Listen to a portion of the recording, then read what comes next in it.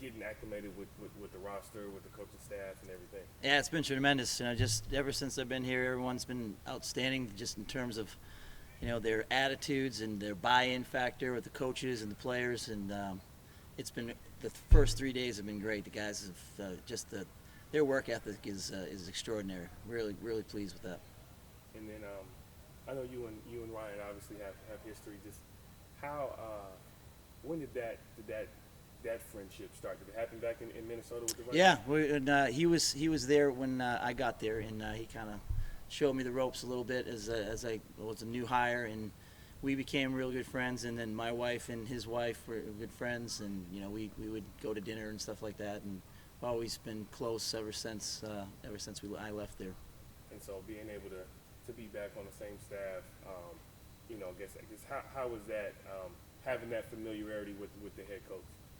It's awesome. It really is. I'm so happy for him, and he's done such a great job in terms of his leadership and all the things that he does around the community. And we've always talked about working together at one point, and I'm just really thrilled to be on his staff. He's put together just a fantastic staff. I think this is one of probably the best staffs I've ever been on.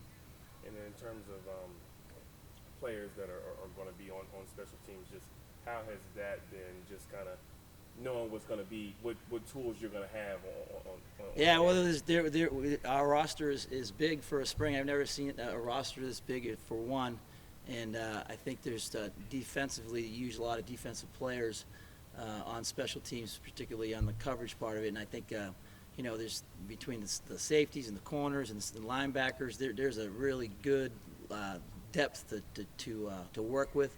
And they've been competing really hard. Every drill that we've done ever since we got here has been a competition type of thing. I don't know if you heard of the TFL things. That's the Teams Football League. We put the guys had a draft, right, in the team room, and they drafted these teams, and they have 8 different teams. You look up at the scoreboard there. Those are the names of the teams that they decided.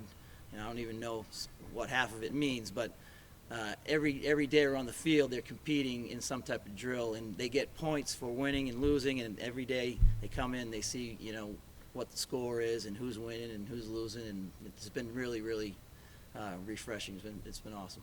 When you're out of practice this early in spring practice, of course, you can evaluate a punter or a kicker, but for the rest of your special teams, like you're just talking about, you're kind of looking on defense for that's where a lot of, at least the coverage guys, take us a little bit through the process of how you evaluate, because you got your offense and your defense, but you're trying to glean to get coverage teams, to get return teams. So what are you trying to evaluate out there? What do you look for?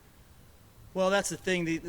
These drills that we do, these competition things, everything is designed to be a competition in space, right? So special teams is very spatial. It's not like inside drill and inside runs and stuff like that.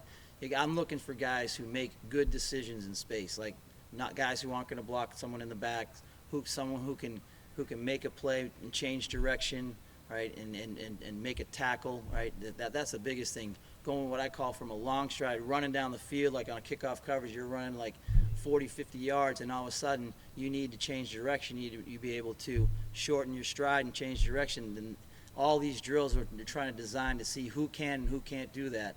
And then we grade every single rep that we have on these things, and they see it every day what their grades are, and it's starting to as day 3 ends here, I'm starting to really know the numbers and names. That's been the hardest thing for you as your new coach, but I'm starting to see some guys really show up, and this guy, man, he's flashing, right, and then this guy, he's struggling a little bit, so it'll clear up by practice 15 for sure. And how are you feeling about your kicking staff at this point? We're a work in progress. There's not a whole lot of experience there. Noah Grant is coming back from an injury. He's working his way through there. We have a transfer punter, Reed Bauer. He had a good day today. We're taking baby steps right now, but he's obviously had experience at Arkansas, and we're looking forward to having his experience in the punt game. And I think Colby Cox is a really, really good long snapper, and he's really into his craft, and he takes it seriously. One more question about Ryan. I know Ryan is a big culture guy Yeah. in terms of how he builds his program. So you coming in, what have you learned, or how would you evaluate the culture that he's been able to create? Yeah, I love it. All in. The all in is outstanding. It's concise. It's clear. The guys they know it. They buy into it.